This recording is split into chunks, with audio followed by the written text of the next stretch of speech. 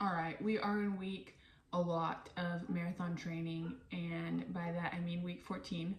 We are closing out week 14 right now, and I'm gonna do my long run this afternoon, and then we'll be done. So 6 more weeks until the Dallas Marathon, and I was gonna give some updates as to what training looks like, and I also wanted to share a scripture that recently has just been something that's on my mind and something I like to focus on. Just in general, but also something I've been thinking about with running. So Hebrews 12:1 is a well-known scripture about how we're supposed to run with endurance and that we fix our eyes on Jesus, and that's how we run with endurance, which of course is kind of a traditional running scripture. But there's another one in Psalms 18 that says, it's Psalms 18:29. It says, "For by you I can run against a troop, by my God I can leap over a wall," which sounds like you need that when you're running. You're like, I need some energy. And then, "As for God, his way is perfect. The word of the Lord is proven. He is a shield to all who trust in him." So that's just been a good reminder, and even just seeing different small prayers answered and just being reminded that with God, we can leap over a wall, and whatever looks impossible is possible. Just like if you had told me at the beginning of the year I'd be training for a marathon, I would have said that's not possible, but with God it is possible. So, and it even says that, I think it's in Mark, where it's the son that has epilepsy. The father says, "If you can do anything to heal my son, please do it." And Jesus says, "If I can, all things are possible to him who believes." So just a good reminder that it is possible. Anything is possible with God. So back to training, so our long runs, the longest run we've had up to this point is 15.5 miles.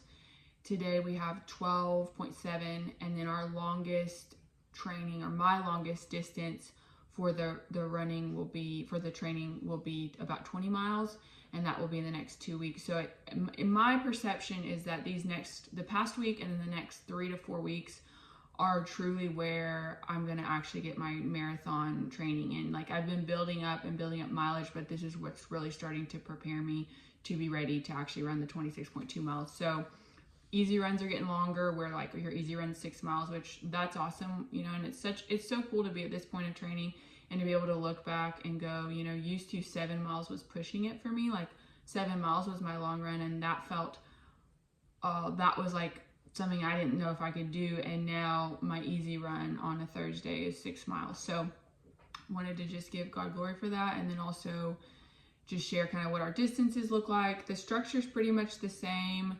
We did have a tempo 5K. So I had a 5K that I was running at a pace that was maybe slightly below my marathon pace for the about a minute faster than my marathon pace will be.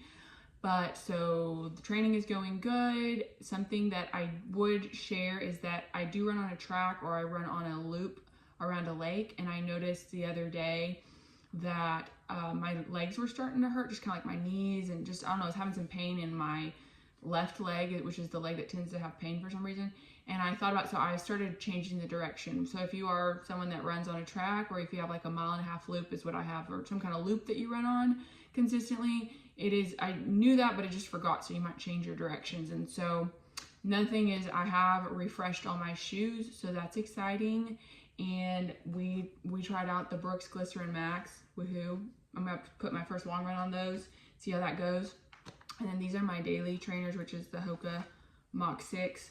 So that's been really cool and a blessing to have good running shoes. Makes all the difference. And I had already put like over 300 miles on my New Balances. I was training the Fuel Cell Propel, which are good shoes, but they probably aren't like marathon level shoes. And then they also had just gotten worn down. So that was a blessing. I was blessed with some Brooks. And then, so what else? I was trying to think. Oh, we had the fun run. So part of your registration for the Dallas Marathon is they had these BMW series of fun runs. And so we went to that on Thursday, a group of us, and that was a ton of fun. They had this miniature little expo where UCAN was out there, which is like a kind of like GU. It's like a fuel source packet. And then ASICS was out there. You could like run in a pair of their shoes for the 5K. It wasn't timed. It was just like a fun run.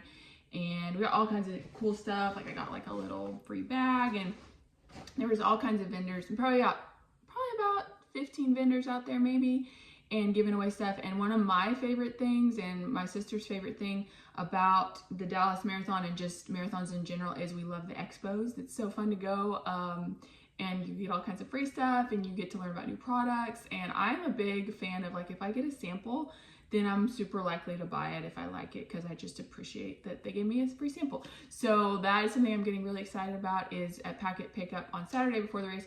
We always used to, you know, my sister and I, Ruth, used to do the half marathon when I was a teenager for my birthday every year. So it's cool I'm excited to get to go back to the expo, and very much looking forward to that. And that was like just a little taste. So we had that fall series, like 5K that they put on, that the marathon put on for free if you're registered. So that was super cool. We got to do that on last week. And yes, I'm trying to think. What else do we have?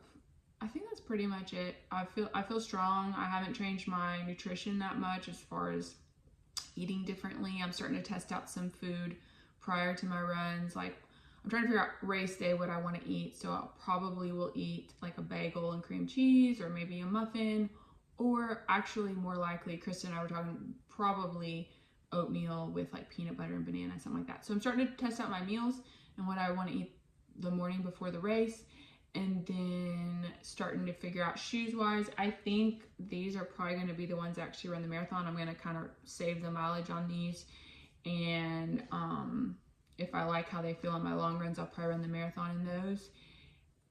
And I don't feel like there's a lot else. Oh, I was gonna say one other thing is for 3 weeks, so 1 week I took a full week off. I was starting to get sick and I took that full week off. But after that was like early October. After that, I skipped like 3 weeks of my strength training. It's very easy strength training. It's more like body weight and a little bit of like dumbbells, but it's pretty, almost like injury prevention, but it's a workout. It's about 45 minutes. And I skipped that about 3 weeks in a row. And it was interesting because I could tell that when I was doing my speed work, I wasn't as strong. It wasn't as enjoyable or as easy to do. And so I have made a commitment to stick with my my strength training. So if you aren't doing strength training and you are training for a marathon, or, you know, just training in general, I feel like strength training, it's kind of boring while you're doing it, but it makes your runs so much more enjoyable. And something I did have the thought of while I was doing my speed work, and I hit my paces this week and I was okay, but I thought about it, I was like, you know, if I was taking that 40 minutes that to me kind of feels boring, kind of feels pointless, it's hard to work it in. I'm like, it's easy to skip it. It doesn't feel hard at the time. It just feels kind of boring.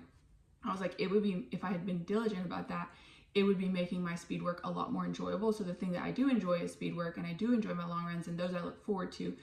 And the strength work I don't look as forward to as much. And I had that thought, is like, if I would make sure and do my strength training, it would make the thing that I love more enjoyable. And so it kind of gave me that motivation. And I even thought about that sometimes with the Lord. Like, we think, oh, I need to be out doing stuff for him, and I need to be going, and I'm only accomplishing something when I'm out there working hard, kind of like doing speed work or doing a long run. And I thought about how if we take the time in private and we do the slow things like prayer and reading his word and just being with him and worshiping him in private, then it makes the time that we go for our runs, so to speak, it makes it more enjoyable. It makes it easier. And I would say it makes you better able to do that. So that's not like some deep revelation. It was just a thought that, you know, strength training is kind of that, it's not directly connected to your running, but when I do my strength training, my running is so much easier. It's so much more enjoyable. And it's that strength training is kind of that time where nobody sees what you're doing. You don't see what you're doing, but it's building you up. And just like our time with the Lord, time in prayer, time truly just sitting before him and like, what do you want to say to me? That is preparing us and getting us ready for when we do go on our runs, and when he does have something for us to do, to make it easier, more enjoyable, and to have his presence with us more. So marathon training is going great. I am so excited to be able to say that I'm finishing week 14, and so excited to keep you guys posted on yeah, everything else. And here we come, Dallas Marathon.